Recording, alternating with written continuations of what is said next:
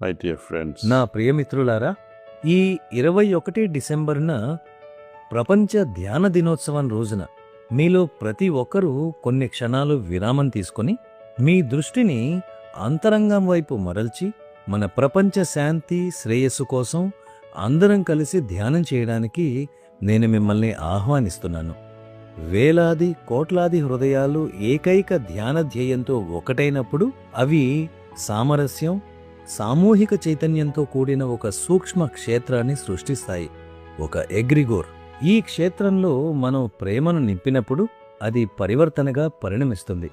సామూహిక ధ్యాన శక్తి అనేది ఒక నమ్మకమో ఆశావాద ఆలోచన మాత్రమే కాదు.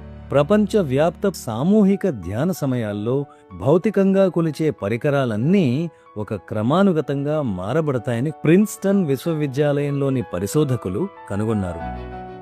తద్వారా సామూహిక మానవ క్షేత్రంలో ఒక సూక్ష్మ సమన్వయం ఉంటుందని వెల్లడైంది.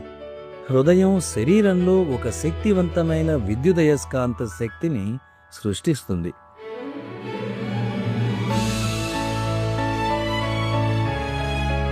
శాంతి అనే ఈ ఏకైక ధ్యేయంతో ఎన్నో హృదయాలు ఒకచోట చేరినప్పుడు ఫలితాలు ప్రత్యక్షంగా మన కళ్ళకి కనబడతాయి.